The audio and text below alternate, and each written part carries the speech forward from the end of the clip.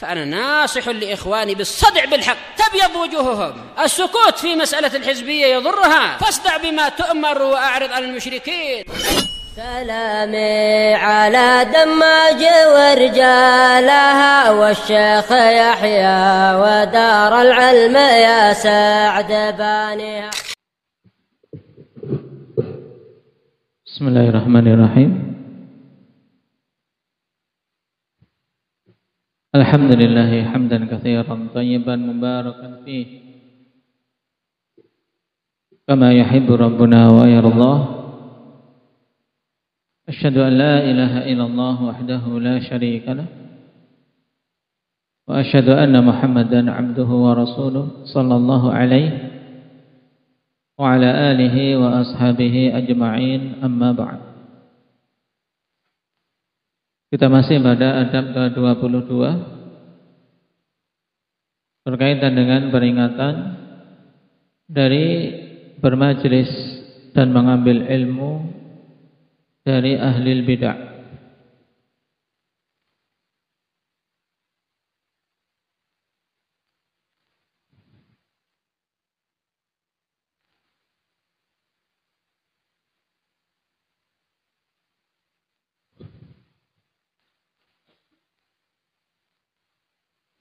Yang pada pertemuan lalu kita membaca beberapa athar dari para salaf yang menunjukkan peringatan mereka untuk betul-betul kita menjauhi ahlul bid'ah wal ahwa. Kita baca dulu syarah Syekh Ibnu Utsaimin rahimahullah ta'ala di halaman ke-140.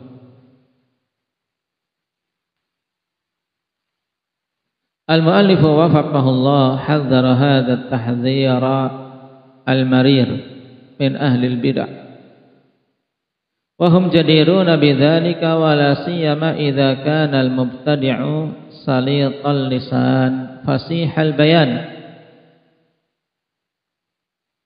Pengarang yaitu Syekh Bakar Abu Zaid memperingatkan dengan peringatan yang betul-betul keras, peringatan keras, peringatan yang pahit.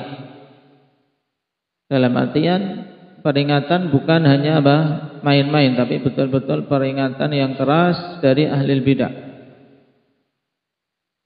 Dan mereka memang pantas untuk kita diperingatkan darinya. Terlebih lagi apabila ahli bidah tersebut adalah seorang yang saliqal lisan fasihal bayan. Lisannya ini tajam. Dia kalau ngomong berdebat bisa menang walaupun di atas kebatilan. Dan memiliki penjelasan yang fasih, kalau menerangkan membuat orang tercengang. Nah, apabila ahlul bidah seperti ini keadaannya, kawan. Tayyib. Ini fitnahnya besar. Fitnahnya besar. Fa inna syarrahu yakunu akbara a'zam. Maka sungguhnya keburukannya itu lebih besar. Nah, dan fitnah yang ditimbulkannya juga lebih besar.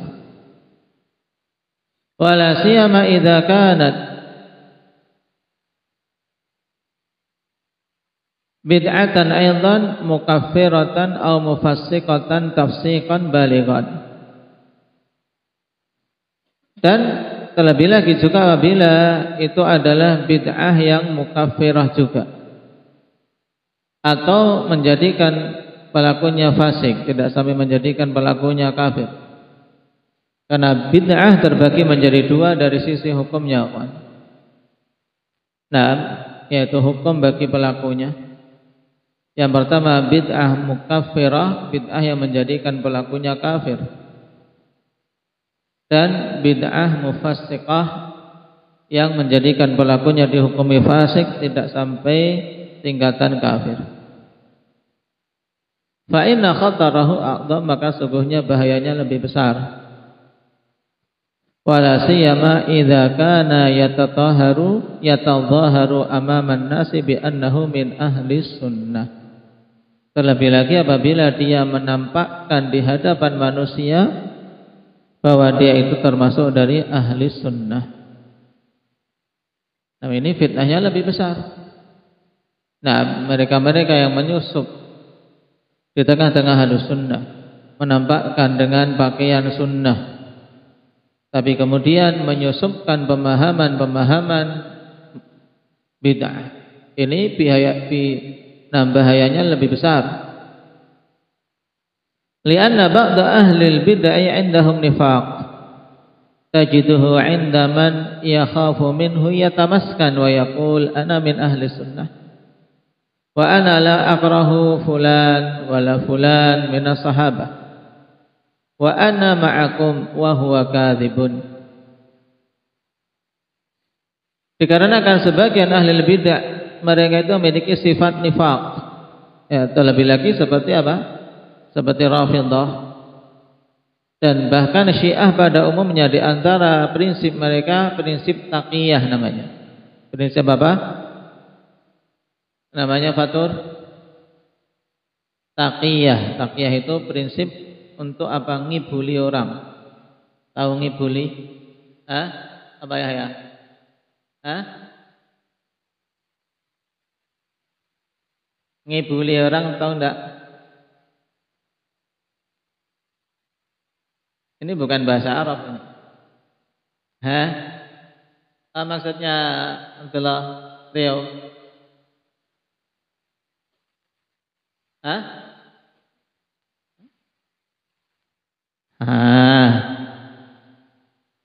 Tukang kibul apa maksudnya Dikri?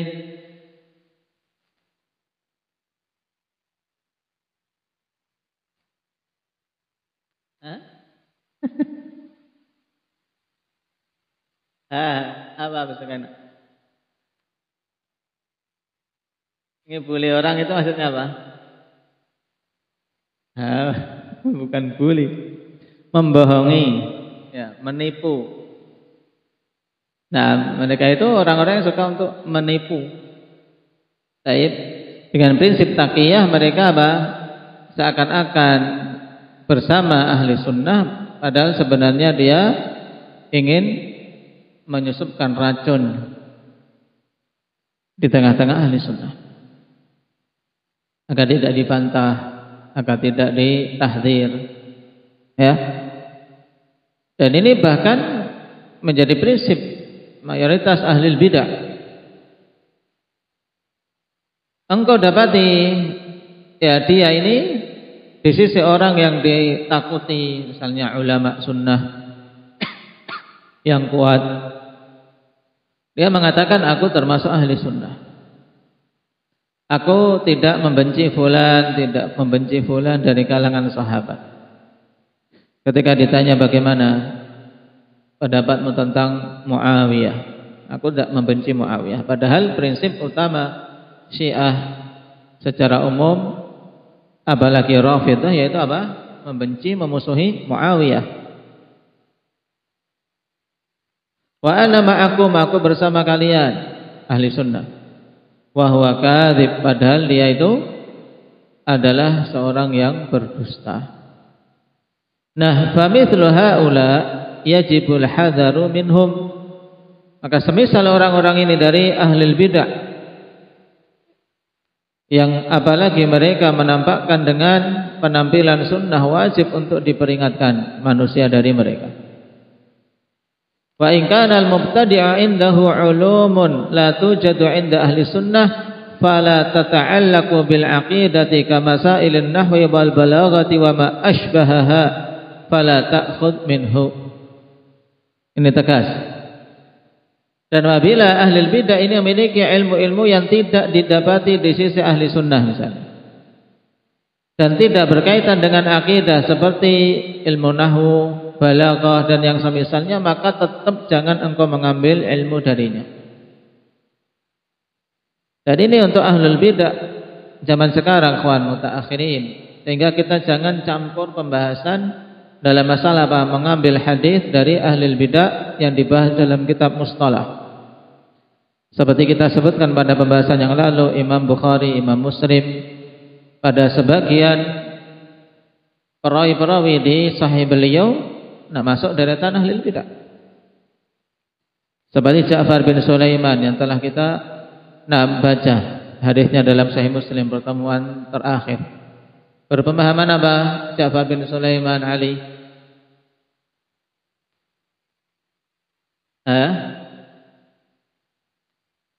Pemahamannya apa? Syiah. Memiliki pemahaman Syiah. Tapi diambil hadisnya, kenapa? Kok diambil hadisnya padahal dia memiliki pemahaman Syiah? Kenapa? Abdurrahman.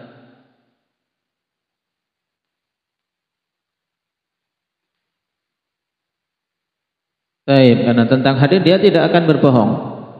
Dia dikenal thiqah, terpercaya dalam periwayatan hadis. Dan di situ para aimatul hadis telah menimbang-nimbang sisi maslahat hilangnya suatu hadis kalau tidak meriwayatkan darinya. Dan diketahui dia memang seorang yang terpercaya, maka diambil. Ini pada masa tadwinus sunnah, yaitu masa pengumpulan hadis-hadis. Di masa para imam dulu ketika mereka berburu mengumpulkan hadis yang terpencar-pencar di berbagai negeri. Adapun sekarang ketika hadis sudah terkumpul dalam kitab-kitab, di kalangan mutaakhirin tidak perlu untuk kita memberikan peluang bagi ahli bidah sehingga kita mengambil ilmu darinya, tidak perlu. Sehingga harus dibedakan, ya. Pada masa kita sama sekali tidak ada kepentingan untuk mengambil ilmu dari ahli bid'ah. Maka jangan dicampur adukkan pembahasan dengan apa? Dengan masalah diambilnya hadis dari beberapa ahli bid'ah oleh para a'immah seperti Imam Bukhari, Muslim dan yang lainnya.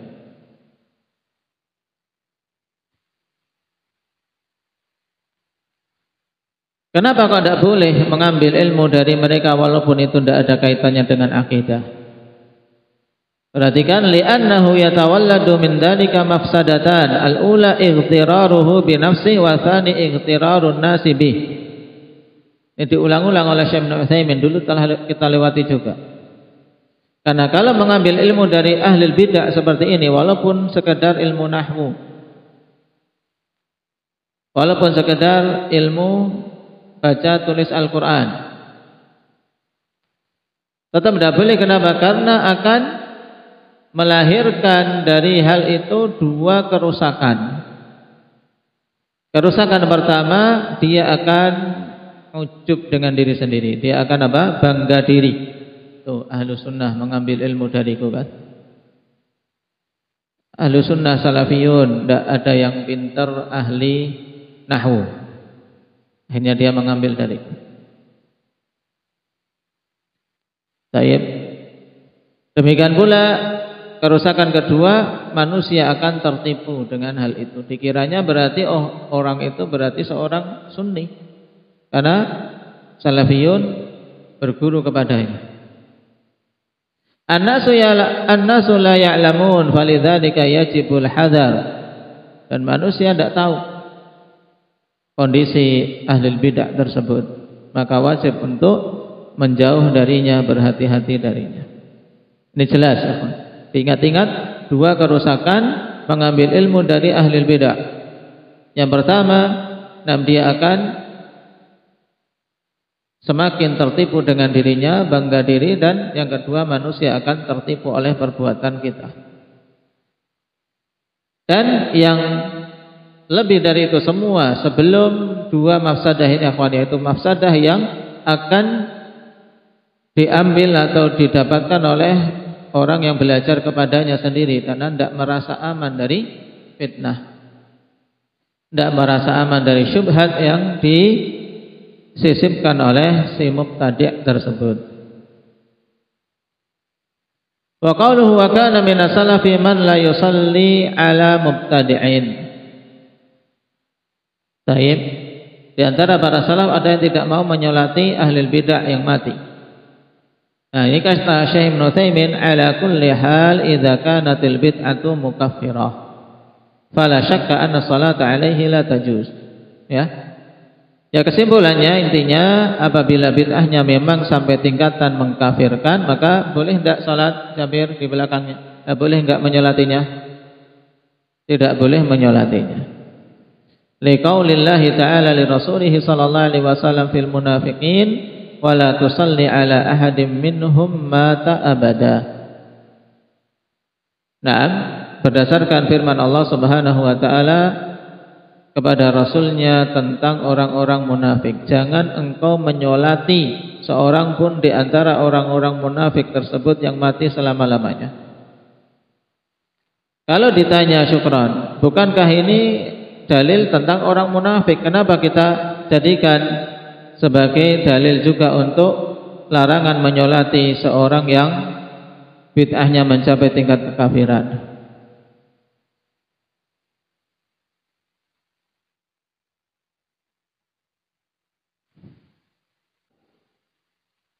Nah, tidak ada iskal ya. Jadi dalil wala tusalli ala ahadin minhum mata abada memang ini untuk munafik, tapi yang dimaksud munafik di sini nifak akbar. Munafik nifak akbar yang pelakunya kafir. Sehingga jelas dilarang untuk salat, dilarang untuk menyolati jenazah orang kafir. Paham? Sebagaimana pula dilarang menyolati jenazah ahli bid'ah yang tingkatannya telah mencapai kekafiran. Baik. Ini jelas kalau bid'ahnya sampai kekafiran.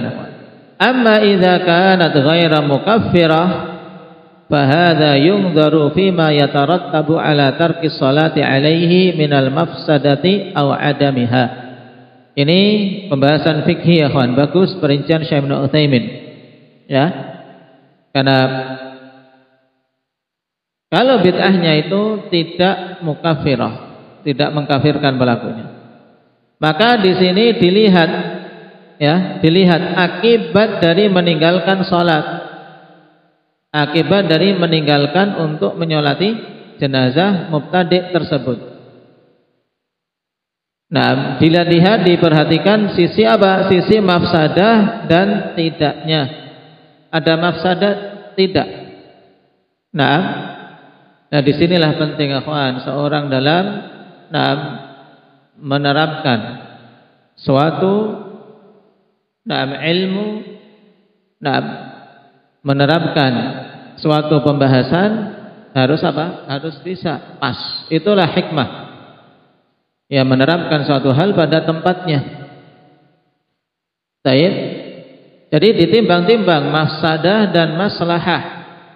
Dan disinilah ilmu dibutuhkan. Disinilah terbedakan antara ulama yang rasikh dengan ulama seorang yang sekedar mengaku-ngaku saja. Taib. Disinilah dibedakan yang betul-betul terjun di lapangan dengan orang-orang yang hanya berada di balik layar, apalagi sekedar belajar dari internet. Kemampuan dalam menimbang-nimbang maslahah dan mafsadah. Kata Syekh Ibnu Utsaimin, fa idza kana ahlu sunnati aqwiya fa kana haula'i ahlul bid'ati fi anfawani da'watihim fala syakka anna tarka sholati alaihim aula lianna ahla sunnati aqwa minhum. Taib. Wa haula fi anfawani da'watihim. Apabila ahlu sunnah, ini perincian pertama, jika ahlu sunnah kuat, sedangkan ahlul bid'ah itu dalam proses apa? Proses untuk menyebarkan dakwah mereka, ya masih kondisi lemah. Taib pada permulaan dakwah mereka. Maka dalam kondisi ini tidak syak meninggalkan menyolati ahli bidah itu lebih utama. Tidak usah solati, mereka lemah kondisinya. Dan ahlu sunnah kondisinya lebih kuat dari mereka.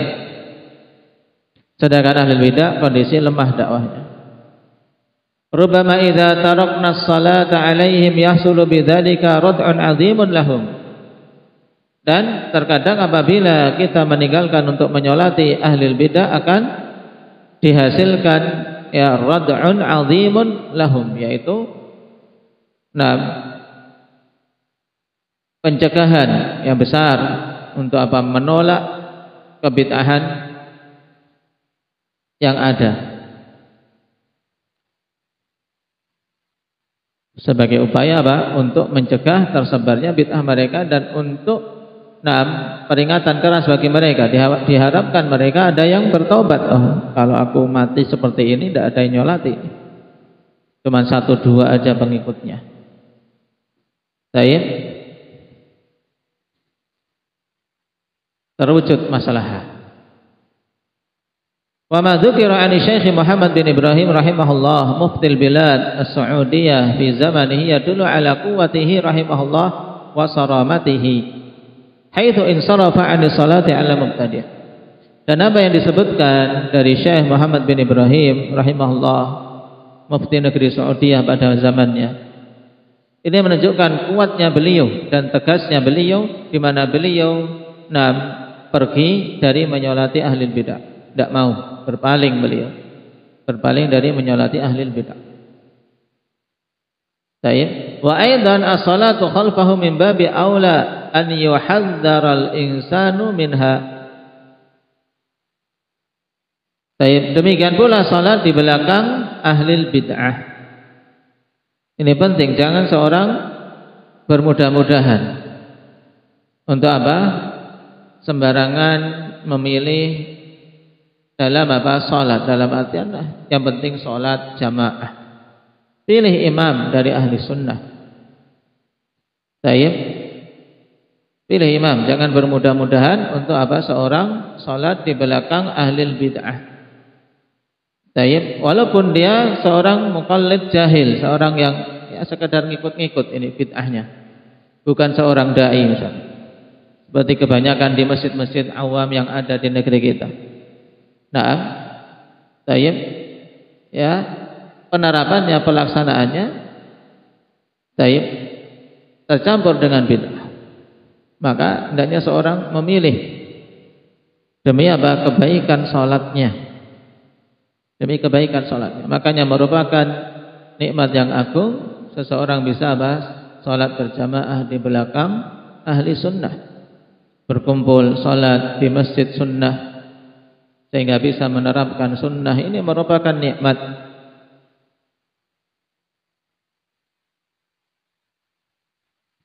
Wa aidan as-salatu khalfahu min babi aula an yuhadzdzara al-insanu minha. Ini jelas. Kalau menyolati mayit ahli bidah saja, ikhwan, kita lihat, kalau meninggalkannya padanya kemaslahatan, kita tinggalkan untuk menyolatinya. Demikian pula kalau kita kondisi ahli sunnah kuat, tinggalkan dari menyolati ahli bidah. Apalagi ketika dia hidup. Ketika dia hidup ya berusaha untuk menjauh sejauh-jauhnya, tidak sholat di belakangnya. Wa in kanat bid'atuhu mukaffiratan fa sholatu khalfahu ma'al ilmi bi bid'atihi al mukaffirah la tasih. Nah, kemudian apabila bid'ahnya mukaffirah, maka salat di belakangnya bersamaan dengan pengetahuan kita tentang bid'ahnya dia yang mukaffirah ini tidak sah. Ini kalimat ini juga penting. Antum perhatikan ini. Ayat dari Syekh Ibnu Utsaimin. Jika bid'ahnya mukaffirah, kita salat di belakangnya dalam keadaan kita tahu bid'ah dia itu mukaffirah, sah atau tidak, Fatih? Tidak sah. Menunjukkan seandainya seorang safar, kemudian singgah di masjid, mendapati kaum muslimin di situ berjamaah. Dengan imam yang zahirnya muslim, kemudian kita salat di belakangnya.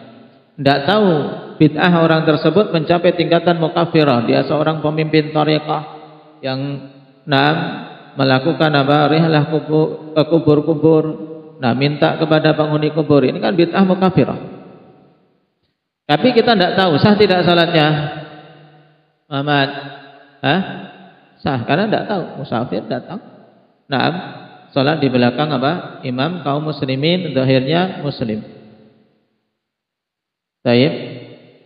Adapun kalau diketahui bid'ah mukaffirahnya la tasih li annahu i'tama bima laisa bi imamin. Baik. Tidak sah salatnya karena dia bermakmum dengan orang yang bukan imam. Ya, dia kafir. Wa in kana duna dzalika fa sahihu anna as-salata khalfahu sahihah. Adapun apabila bid'ahnya di bawah itu, yaitu tidak sampai mengkafirkan, maka yang sahih salatnya tetap sah. Lakin la yanbaghi an yusalliya khalfah, akan tapi tidak sepantasnya untuk dia salat di belakang ahlil bid'ah. Wa amma ma dzukira an Sahal bin Abdullah at-Tustari alladhi la yubihu aklal maitah lil mubtadi' wa in ittara ila dzalika fa in kana hadzal mubtadi'u kafiran fa innahu la yubahu lahu 'inda Allahi aklul maitah wa la aklu mudzakatihi. Kemudian tentang athar Sahal bin Abdullah at-Tustari yang beliau tidak membolehkan seorang ahli bidah makan bangkai walaupun dalam kondisi darurat. Maka perinciannya, jika bid'ahnya ini mukaffirah, orang sudah sampai tingkatan kafir, maka memang tidak diperbolehkan di sisi Allah untuk memakan bangkai, tidak pula memakan hewan yang disembelih. Kenapa? Liqaulillahi tabaraka wa ta'ala laisa 'alal ladzina amanu wa 'amilus solihati junahun fima ta'imu idza mattaqaw wa amanu wa 'amilus solihati tsumma taqaw wa amanu tsumma taqaw wa ahsanu. Di sini apa? Dikhususkan orang-orang yang beriman. Tidak ada dosa atas orang yang beriman dan beramal saleh pada apa-apa yang mereka makan, jika mereka bertakwa dan beriman serta beramal saleh. Kemudian bertakwa dan beriman, kemudian bertakwa dan berbuat ihsan. Dan orang-orang kafir bukan mukmin, bukan orang yang bertakwa. Wa liqaulillahi ta'ala qul man harrama zinatallahi allati akhraja li'ibadihi wat-tayyibati minar rizq qul hiya lil ladzina amanu fil hayatid dunya khalisatan yaumal qiyamah.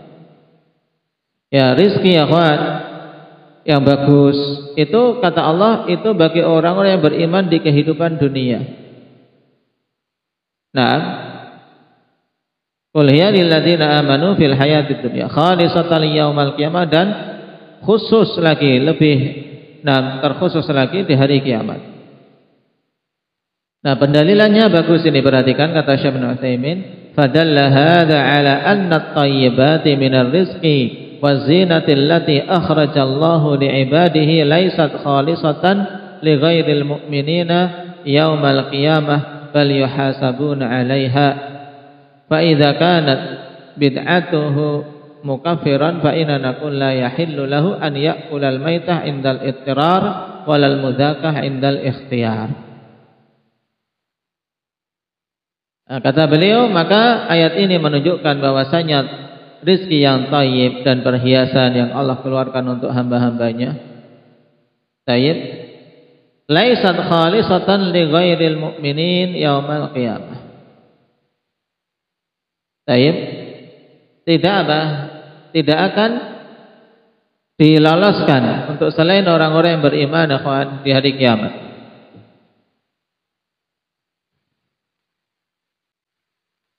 Beliau mengatakan bal yuhasabuna 'alaiha. Baik, lihat pendalilannya. Ayat ini menunjukkan bahwasanya thayyibat dari rizki dan zina yang Allah keluarkan untuk hamba-hambanya, ya tidaklah khusus untuk selain orang-orang yang beriman di hari kiamat. Bahkan mereka dihisab atasnya.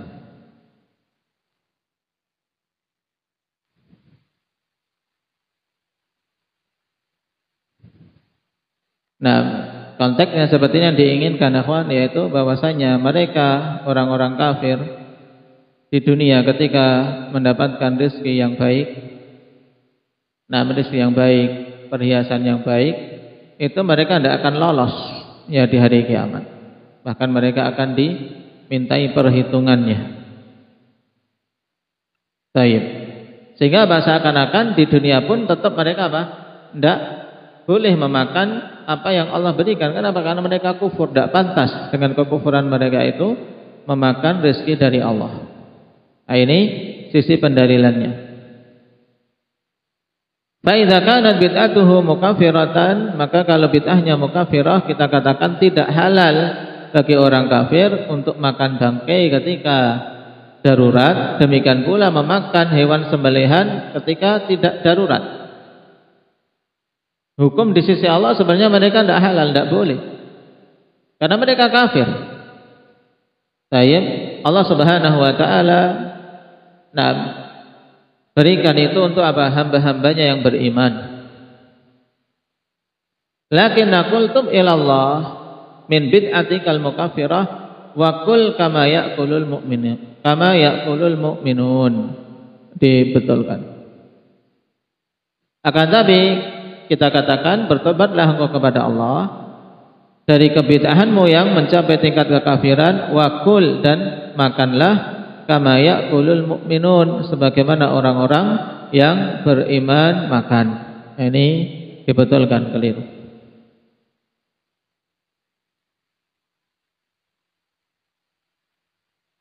Baik. Qala wa in kanat mufassiqatan fa fi ma qalahu rahimahullah nazar. Ya, kemudian kalau bid'ahnya itu tidak sampai kafir, tapi sekedar fasik, maka pada perkataan Abdullah At-Tustari akhwan ini butuh dicek ulang. Itu maksudnya tidak kita terima serta-merta. Kenapa? Li'anna sahih fi anna qawlahu ta'ala faman ittara ghaira baghin wala 'adin ay ghaira mubtagin li aklil maitah wala 'adin ay ghaira mu'tadin li akli ma la yahtaju ilaih. Hadha huwa sahih fi ma'na al-ayah wa dalilu ala hadha huwa sahih qauluhu ta'ala faman ittara fi makhmasatin ghaira mutajanifil itsmin fa innallaha ghafurur rahim. Kalau bid'ahnya mufassiqah kan berarti dia masih muslim, boleh tetap dia makan bangkai ketika darurat. Dalilnya ini, siapa saja yang terdesak kondisi darurat dalam keadaan dia tidak baghin. Maksudnya baghin yaitu tidak menginginkan untuk makan bangkai sejak awal.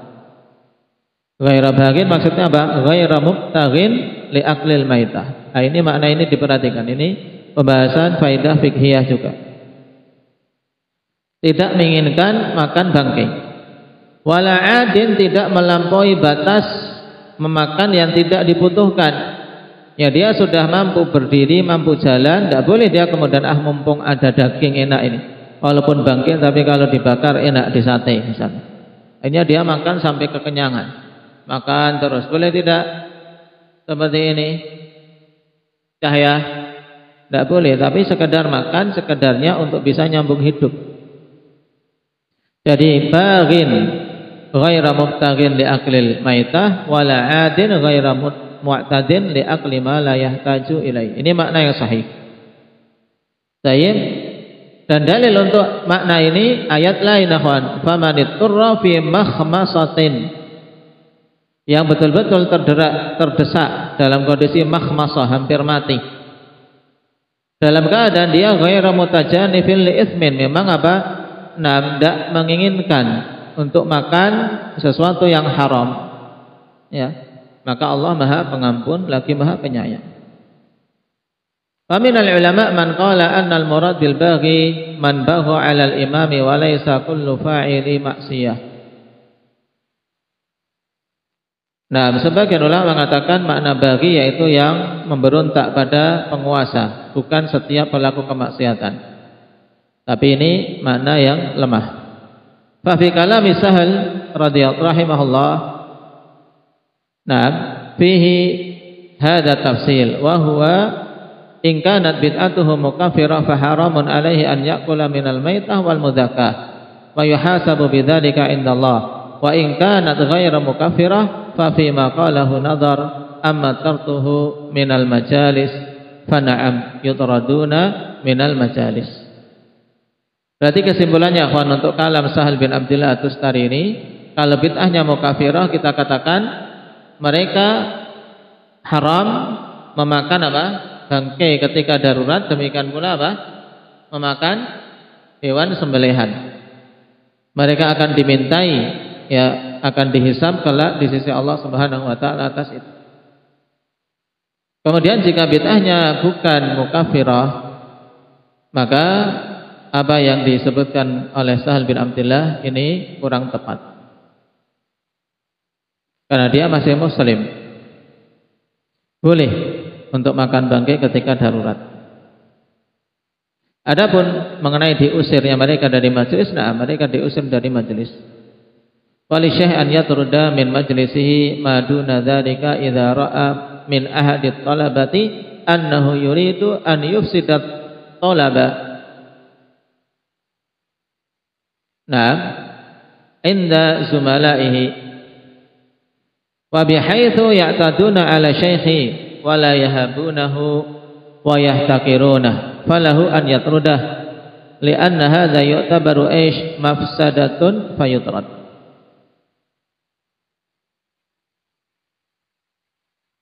Dan mengenai masalah mengusir, ya, bagi seorang syekh boleh mengusir di majelisnya orang yang di bawah kondisi ahli bid'ah. Ya, berarti apa? Melihat masalah mafsadah yang ada. Bahkan, ya, selain ahlul bid'ah pun kalau syekh melihat, nah, memang keberadaan dia di majelis menimbulkan mafsadah, misalnya ribut terus, mengganggu, ya, mengganggu yang lain, atau juga apa? Tidak menghormati syekh, nah, meremehkan di majelis, maka boleh bagi seorang syekh mengusirnya dari majelis. Kenapa? Karena ini dianggap sebagai suatu mafsadah, sehingga pantas untuk diusir. Wal Imam Malik rahimahullah qala ma araka illa mubtadi'an li anna alladziina yas'aluna an mithli dzalika humul mubtadi'ah. Ya, terkait masalah istiwa, orang-orang yang bertanya-tanya tentang kaifiyah bagaimananya istiwa ini, memang yang bertanya-tanya itu ahlul bid'ah. Baik. Dan itu diterangkan dalam kitab-kitab akidah asma wa sifat.